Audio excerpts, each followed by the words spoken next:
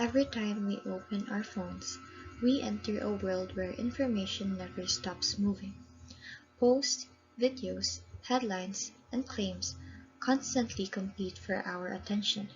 Some of them go viral, but not everything that goes viral is verified, and that is where the problem begins.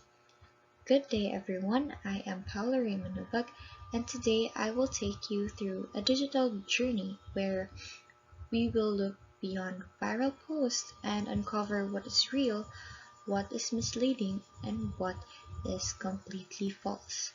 So this presentation is titled Viral or Verified, because in today's digital world, the challenge is no longer access to information, but identifying which information we can trust.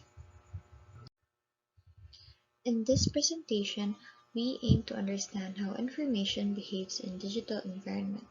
We will first define information disorder and how it affects the way people receive and share information online. Then we will differentiate its different types: misinformation, disinformation, and malinformation. After that, we will analyze real online cases and break down how they spread and influence people. We will also identify the anatomy of fake news, how it is constructed, and why it becomes believable. Finally, we will demonstrate media and information literacy techniques such as fact-checking and verification to determine whether the information is truly reliable or just a viral content. So, now that we have our objectives, let us begin with the main concept that connects everything: information disorder. Now, before we analyze real examples, we first need to understand the main idea behind everything we will discuss today. This is called the information disorder. Information disorder is when the content we see online becomes unreliable, meaning it may be false, misleading, or even intentionally harmful. And in today's digital world, this is not rare anymore. It happens in posts that look official, videos that seem real, and messages that feel believable until we start checking them carefully. So now, it's not about what we see online, but the real question is, can we trust it? And to answer that, we need to understand the different types of information disorder. Now let's move on. There are three types of information disorder: the disinformation, misinformation, and malinformation. So let's start with disinformation. Disinformation refers to false information that is created and shared with intention to mislead or cause harm. This is the most deliberate form. The goal is not just to inform, it is to influence, manipulate, or damage reputation. And next, misinformation. Misinformation is still false, but the key difference is intent. It is shared without the intention to harm, often because the person believes it is true or did not verify the information before sharing. And finally, malinformation. Malinformation is different from the first two because the information is actually true, but it is used or shared with the intention to harm someone. So this includes private or sensitive content being exposed publicly, such as leaked conversation or manipulated context around real information. So now that we understand the differences between these three, we will move forward and examine real online examples. So we will start with disinformation. So let us begin by looking at this post. It claims that a popular smartwatch brand is offering a massive discount up to 70% off, selling the product for only $1,999. At first glance, it looks like a legitimate promotion because it uses familiar branding, product images, and urgency-based language like limited time offer. But when I check the source of this post, I investigate the page behind it. An official page like SM City North EDSA should have thousands or even millions of followers plus a verified badge. But here it has only one follower and one following, and this already shows that the account is not reliable or not official. Next, I check the following and the follower list of the account. Here, I discovered something important. The account is connected to another suspicious page pretending to be Garment Philippines. The connection between multiple suspicious pages suggests that they may be working together to spread the same type of promotion content. So this pattern is often seen in coordinated fake pages that support each other to appear more believable.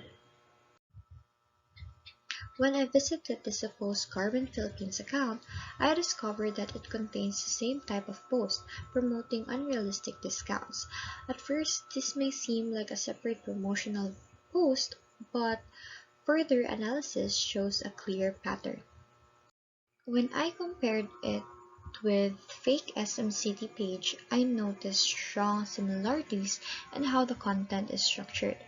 Both posts use the same promotional formula: the extremely low prices, urgent selling language, and exaggerated claims of limited availability.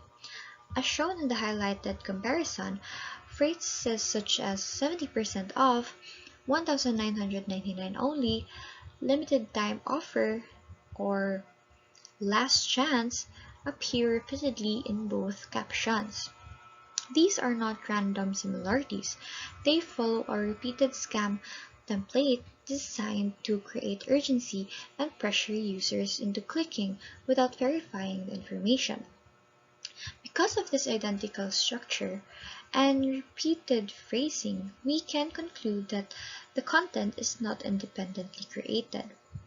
It is highly likely that the same scan template is being reused across multiple fake accounts to make the post appear more legitimate. But before concluding that the content is fake, I applied triangulation by directly comparing the suspicious pages with their official counterparts. First, I checked the official SM North EDSA page and the official Garment Philippine page. I then compared them with the pages that posted the promotional content. One clear difference is the page identity itself.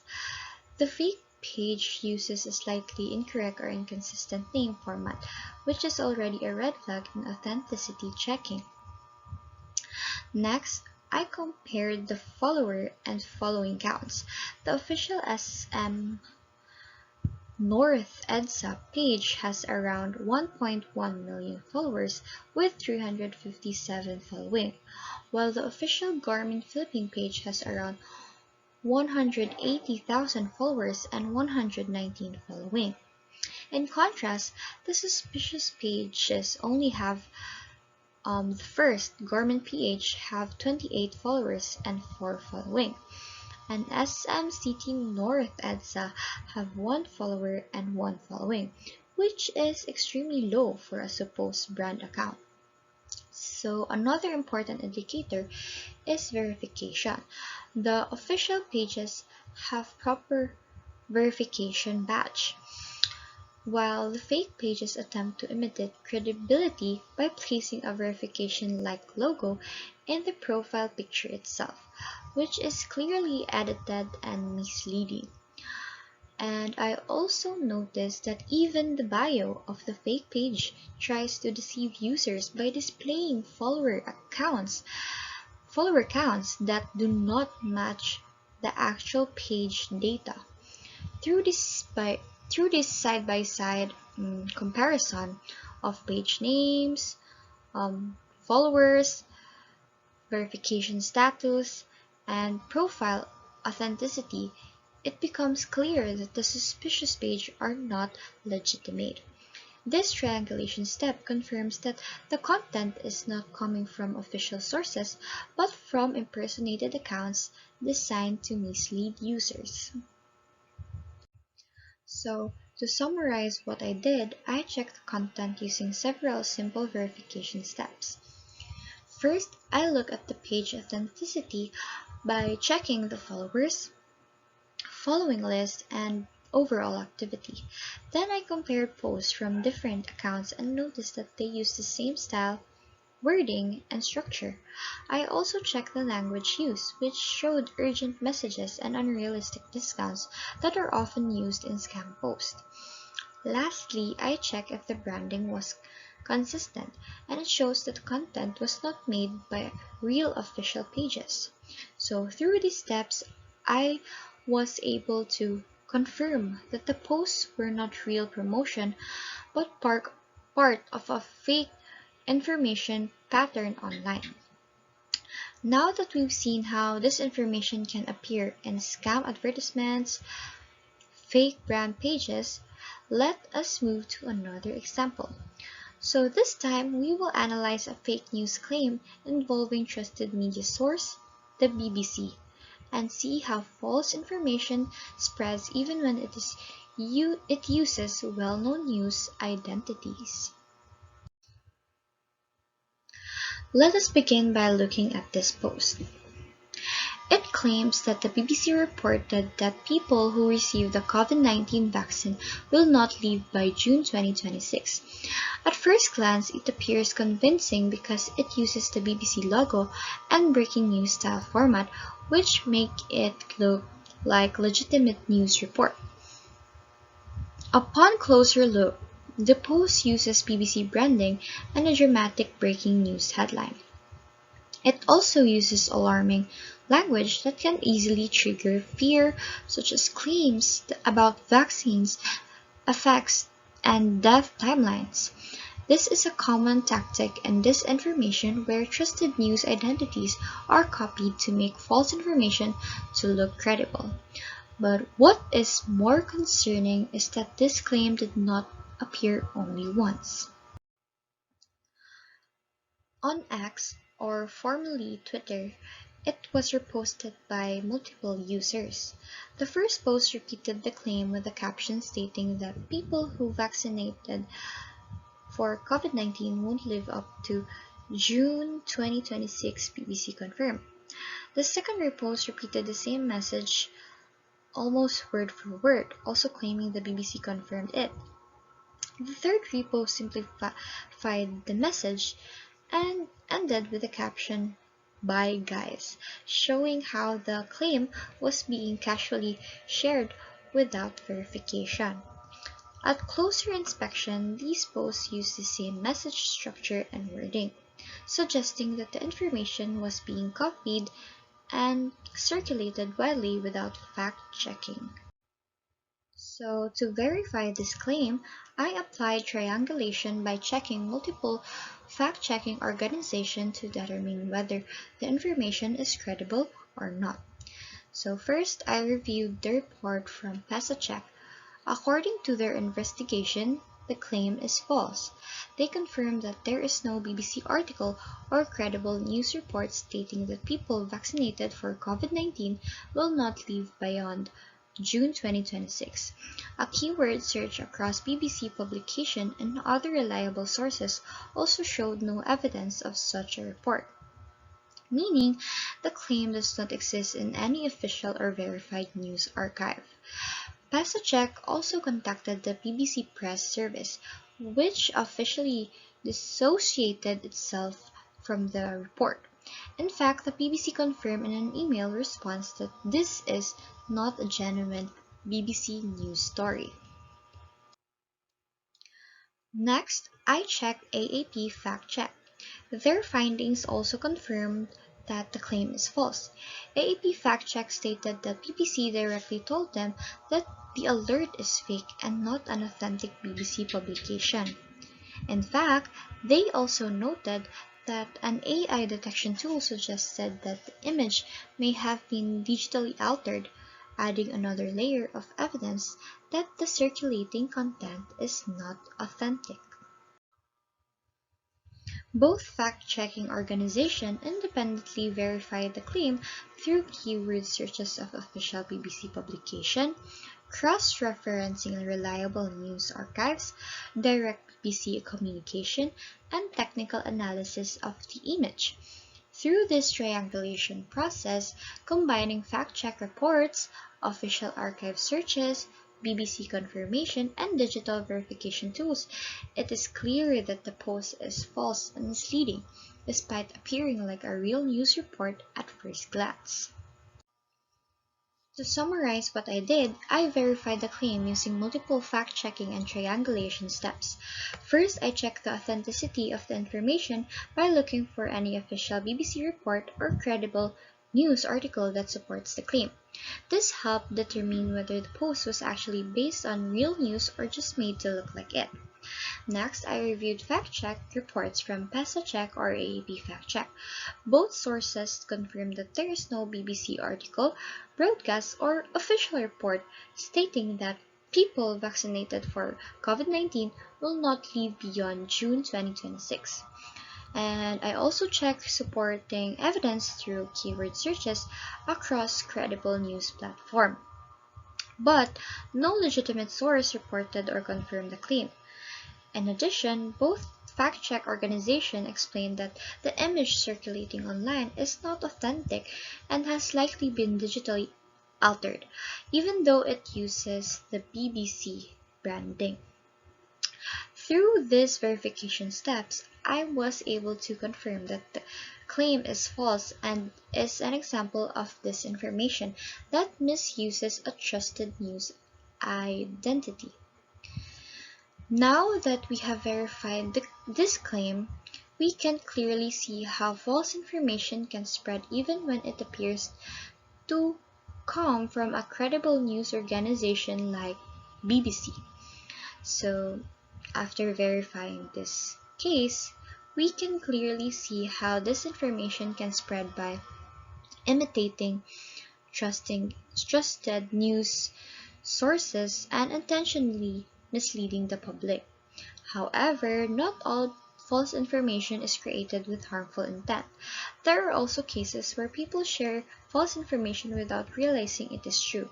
So this brings us to the next type of information disorder, the misinformation. Now let us start with our first example of misinformation. Sometimes, legitimate newspapers, magazines, and television shows public news that is real, but the way they present the news can be misleading. Here, the New York Daily News, a paper that has been in publication since 1990, published a story with headline claiming that sugar is as addictive as cocaine and heroin. That's a very frightening headline, isn't it? I'm sure it immediately catches your attention, and that is exactly the point. Stories like this are often referred to as clickbait. They use terrifying or dramatic headlines that don't always give you the full story. This is the first part we usually see, but to understand it properly, we need to read further into the article. When I read the article more carefully, I discovered that the study being discussed was actually conducted on rats and not humans. The article explains that a researcher from Princeton University studied binging and dependency behavior in animals that consume large amounts of sugar. According to the study, the rats experienced changes in the brain similar to those associated with drug addiction. The researchers also observed behavioral effects. When the rats were deprived of sugar, they became anxious, their teeth chattered, and they avoided open spaces in the maze. Responses that the article compares to withdrawal symptoms seen in people addicted to drugs, alcohol, or cigarettes. In addition, the study mentions that binging on sugar triggered dopamine releases in the brain, which is also associated with pleasure and reward response linked to addictive substances. However, despite these findings, the evidence presented in the article is still based on animal experiments and observations, not direct proof that sugar affects humans in exact the same way as cocaine and heroin. This shows how the headline simplifies and exaggerates the research findings, making readers believe that the conclusion is already fully proven for humans, even though the actual study is more limited.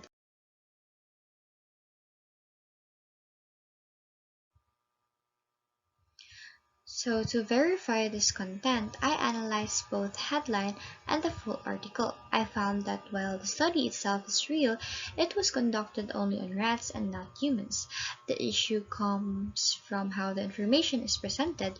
The headline suggests that sugar is as addictive as cocaine and heroin in general, which is misleading because it does not explain the full context of the study.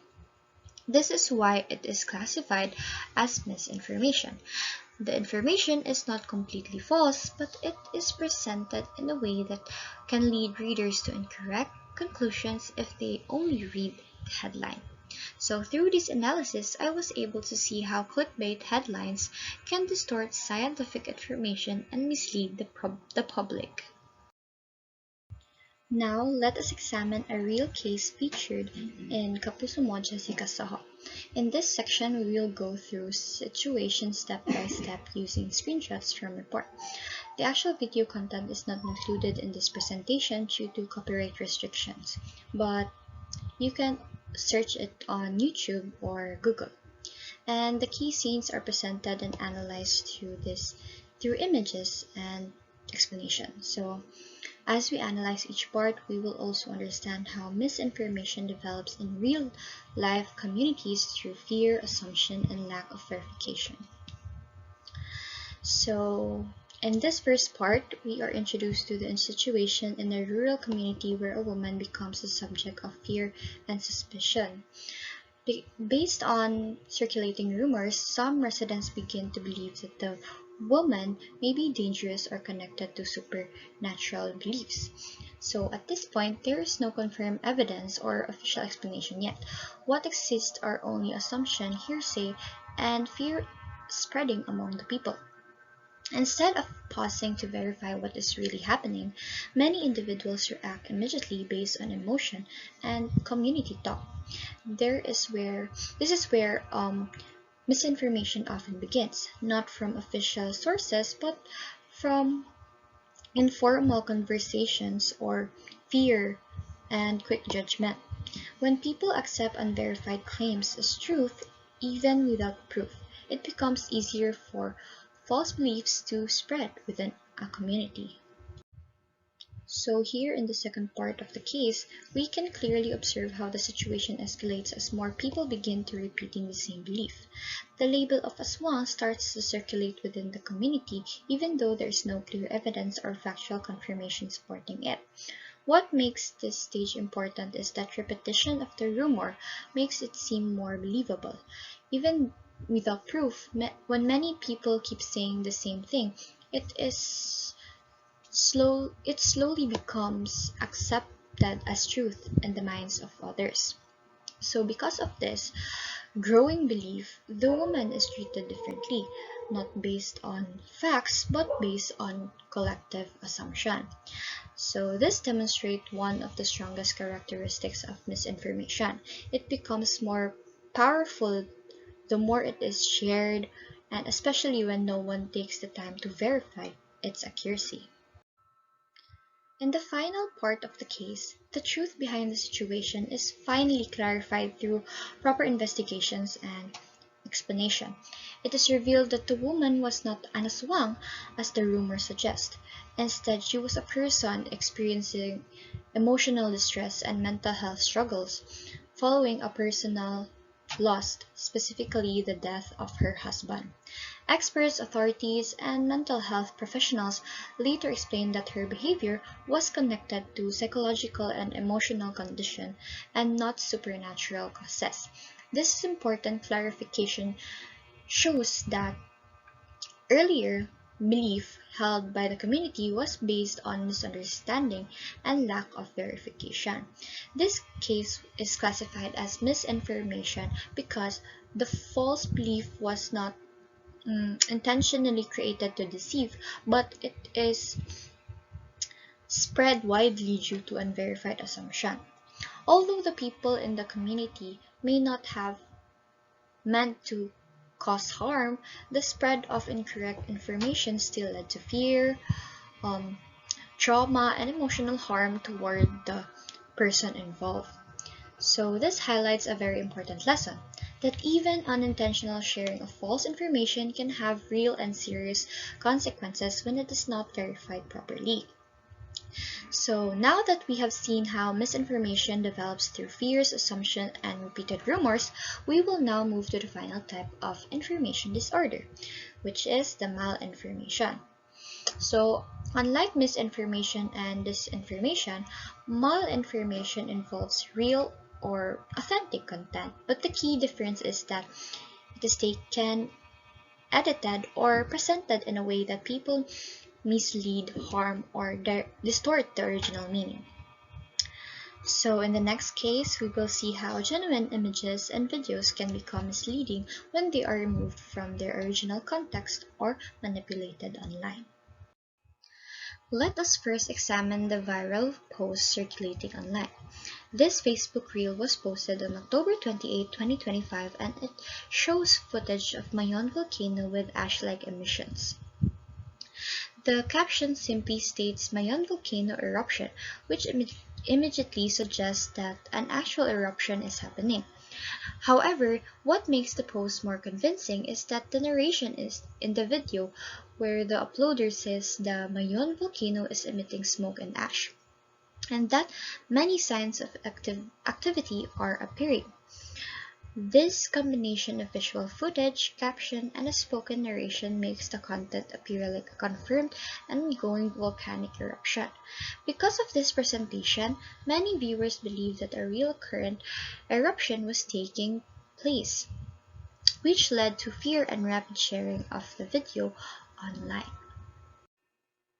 To verify this claim, we refer to a fact-check report by Rappler dated October 30, 2025. According to the PHIVOLCS data, there was no recorded eruption of Mayon volcano during the time of the post was made. Upon investigation, fact-checkers discovered that the video used in the viral reel was not recent. Instead, it was traced back to footage from 2018 eruption of Mayon volcano. This means that the content being shared is not originally fake, it is real footage, but it is being used in the wrong time context. Rappler also noted that reverse image searches showed the material matches earlier documented images from 2018 eruption. Additionally, some versions of the post were flagged as possibly AI-generated or digitally enhanced, which adds another layer of uncertainty and manipulation in how the content appears online. So, now that we have verified the content, let us compare the viral post of the original source to clearly understand how misinformation is created through context manipulation. So, on this slide, we can clearly see the difference between the viral post and original source of the footage. The viral post on the left presents the video as if it shows a current eruption of Mayon volcano in 2025. However, according to Rappler's fact-check investigation, the original material actually comes from 2018 eruption of Mayon volcano. This means that the content itself is real, but it has been removed from its original context. Because of this, viewers are led to believe that a new eruption is happening, even though official data confirms otherwise. Rappler also noted that some circulated versions are generated using AI tools, which can further distort how the footage appears and make it harder to verify. This combination of real footage, incorrect timing, and possible digital alteration is what makes this a clear example of malinformation. So this case shows that even real footage can mislead people when it's reused with the wrong context and without proper verification. To verify the content, I used the reverse image search, but the results were not fully clear because the video did not match the reference I found, which made it confusing for me at first. But because of this, I fact-checked articles from Rappler, which confirmed that there was no recent eruption recorded. They also explained that the footage came from a previous 2018 eruption, that some circulating versions may be AI altered or digitally enhanced, which explains why the video I found did not look exactly similar to the original sources. So based on this step, I concluded that the post is misleading because it uses real content but presented in the wrong context. So now that we've seen how disaster footage can manipulate or misuse online, let us move to our final example. Now let us examine another real-world case presented through screenshots from a news report. So in this section, we will go through the situation step by step using screenshots taken from the original report. The actual video content is not included in the presentation due to copyright restriction, but again, you can still search it on Google or YT. And the key scenes are presented and analyzed through images and explanations. So this case focuses on how personal content, particularly a child's image, can be misused or circulated online without proper consent. So as we go through each part, we will see how digital manipulation, lack of context, and unauthorized sharing can lead to misunderstanding and privacy concerns. So in this part, the issue was discovered not directly by the mother but through a concerned citizen who noticed something unusual. So according to the report, someone saw the child's image being used in suspicious or unauthorized online content and immediately informed the mother. So this shows an important rule in digital space, which is like a concerned users or citizen can help identify and report possible misuse of content. And because of this message, the mother became aware that her child's image may have been circulating online without her knowledge or permission. So in this part, the mother reacts emotionally after seeing or confirming that her child's image was indeed being used online. She expresses fear and concern and explains why she became more cautious in posting photos of her child on social media. This reflects a very real issue in the digital world. Once a personal image are shared or leaked online, they can no longer be fully controlled. It also shows the emotional stress that parents experience when their children's privacy is potentially violated in online space. And also in this part, it is explained that the original context may have been altered or taken out of the context. So the image of the child, which was originally innocent and personal, appears to have been used in a different or inappropriate setting. So this changes how viewers interpret the content, even if the original image itself is real. So this is where the malinformation becomes dangerous, because it uses real content but changes its meaning through editing or context removal. So in this stage of the case, the concern escalated to proper authorities. The report mentions that the situation was brought to the attention of National Privacy Commission or NPC, which is responsible for handling privacy and data protection concerns in the Philippines. So according to the officials, cases like this highlights how easily image can be misused, especially with the help of digital editing tools and artificial intelligence or AI. So NPC reminders emphasize that once an image is posted online, it can be copied, altered, or redistributed without the owner's permission. So this step shows the importance of reporting digital privacy violations to proper authorities instead of relying only on social media discussions. So based on this case, we can see how malinformation works in real digital environments.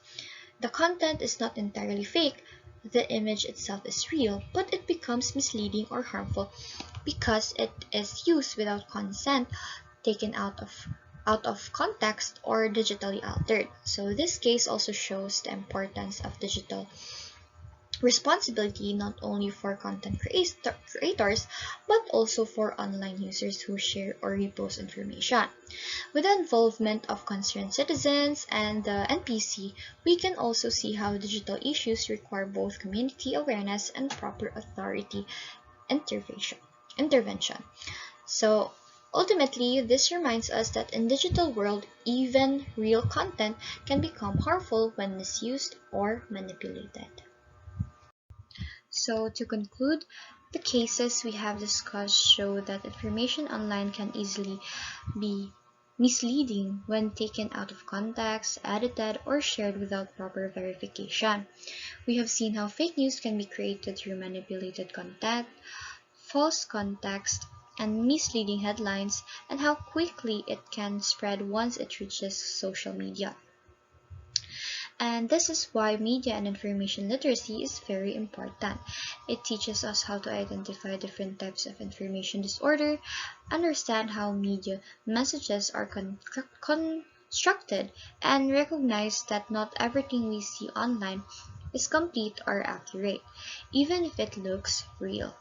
MIL also reminds us to think critically before we believe or share anything, to verify sources, and to be responsible digital users in an age where information can be easily altered, copied, or generated. In today's world, where anyone can create and share content, being informed is not enough, but we must also be aware, careful, and critical. And as the saying goes, see beyond what is shown. Thank you for listening.